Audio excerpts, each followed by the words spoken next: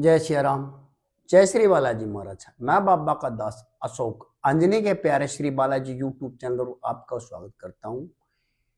देखिए, एक भक्त ने सवाल किया है। देखिए, वैसे तो काफी भक्तों ने सवाल किया, लेकिन एक भक्त ने सवाल किया कि हे गुरु जी, हमें ये बताइए कि हम काफी समय से मेहंदीपुर दरबार से जुड़े हुए हैं, राजस्थान से, और हम काफी समय से मतलब 1 महीने में, 2 महीने में, 4 महीने, 5 महीने में, जब भी टाइम लगता है, जब भी बालाजी महाराज हमें बुलाते हैं, हम उसके दरबार में जाते हैं, अर्जी दरखास्त लगाते हैं, भोग लगाते हैं, जो भी वहां का कार्य होता है, जो भी वहां के कर्म होते हैं, हम श्रद्धापूर्वक भाव से, आस्था से करते हैं।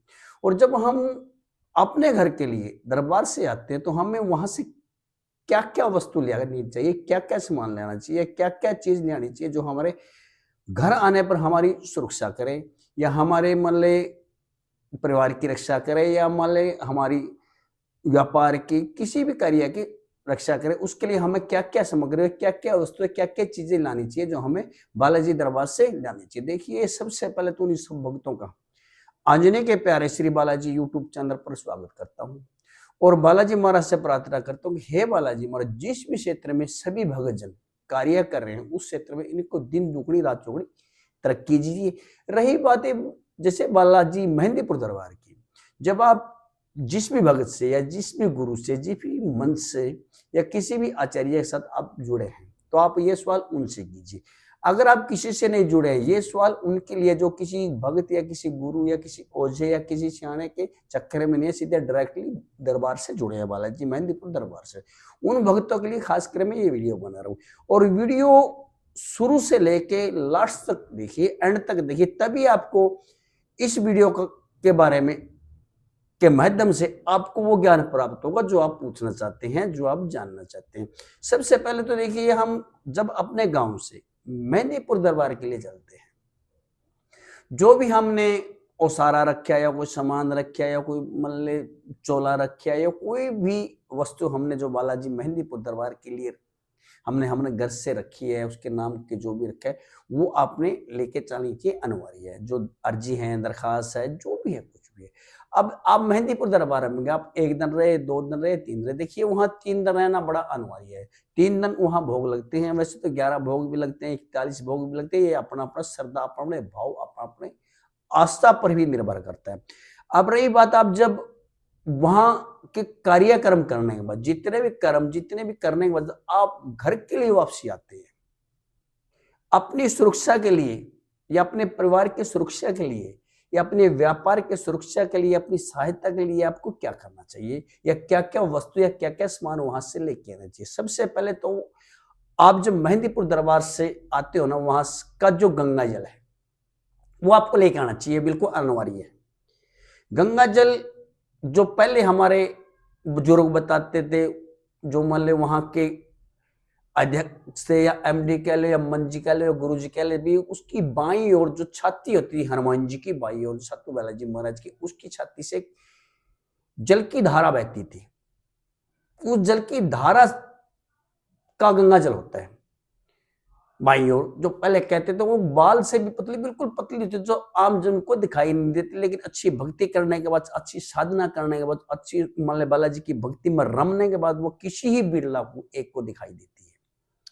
एक तो गंगा जल लेके आना चाहिए। एक वहां की जो भभूत है, जिसे हम भभूति कहते हैं, देखिए भभूति किस चीज की बनती है? वो भभूति बनती है, देखिए वहां जो 56 भोग लगता है, उसका भोग लगता है, सावाणी का भोग लगता है, भैरव बाबा का भोग लगता है, प्रेतराज का, बालाजी महाराज का जो भी भोग लगता है, जैसे हनुमान चालीसा का 5 मेवा द्वारा यज्ञ करना है, उनकी सीधियां करनी, वो जो बभूत होती है वो दरबार की अंदर की होती है, वो एक लानी अनिवार्य है।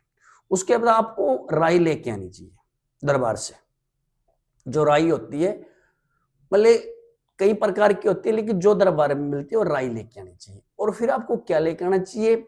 एक सिंदूर, जो बजरंगी सिंदूर। पहले तो दरबार में वीरवार को दरबार में जब मिलता था, लाइन लगती थी, जो उसका चोला उतरा हुआ मिलता था।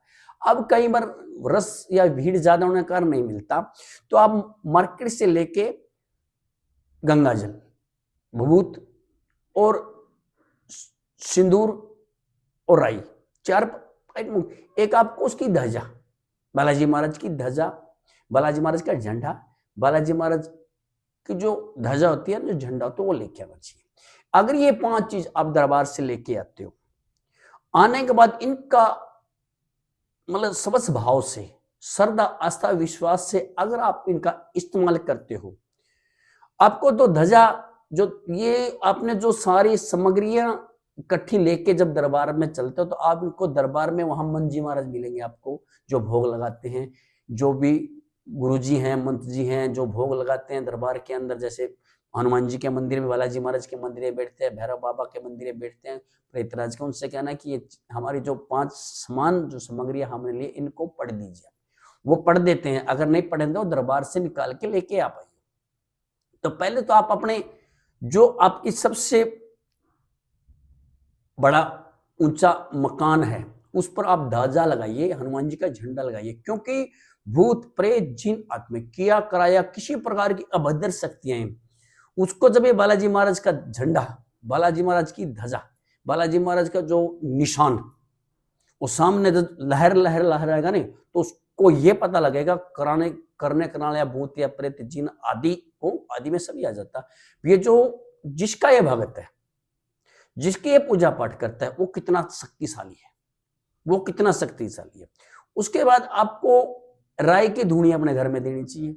अगर चाहिए तो डेली वेज, अगर निरंतर डेली नहीं देख सकते ना, तो आप शनिवार या मंगलवार और पूर्णमासी को आपको ये अपने घर के अंदर धूनी देनी चाहिए, ताकि मतलब भूत प्रेत जिन आत्मा को वास न रहे। और रही शनिवार मंगलवार को अपने घर में गंगा जल का छिड़काव करें, उसमें खाने में इस्तेमाल करें, सब्जी में इस्तेमाल करें और नहाने में इस्तेमाल करें। ऐसे भभूत है, अगर किसी को सिर में दर्द है, को भूत सता रहा, प्रेत सारा आत्माएं सता रही है, तो वो भभूत कहीं पीड़ा है, वो भभूत का इस्तेमाल कीजिए। आपको कोई भी अभद्र शक्ति है, कोई भी भूत प्रेत किया करा जिन आत्माएं, कोई भी आपको तंग नहीं करेंगे। इसीलिए सिंदूर होता है। अगर घर में कोई मुखिया है और जो बालाजी महाराज की हनुमान चालीसा करता है, बालाजी महाराज का पूजा पाठ करता है, तो तिलक लगाना चाहिए सिंदूर का। तिलक का क्या मतलब है, झंडे का क्या मतलब है, राई का क्या मतलब है, और गंगा जल का क्या मतलब है, ये जो आने वाली मेरी वीडियो आएंगी, नेक्स्ट में वीडियो आएंगी, उन वीडियो में इनका वर्णन करूंगा, उनको मतलब सफलता से बताऊंगा और सिद्धिपूर्ण बताऊंगा। अगर ये वीडियो आपको अच्छी लग रही है, इस वीडियो को लाइक कीजिए, सब्सक्राइब कीजिए और शेयर कीजिए।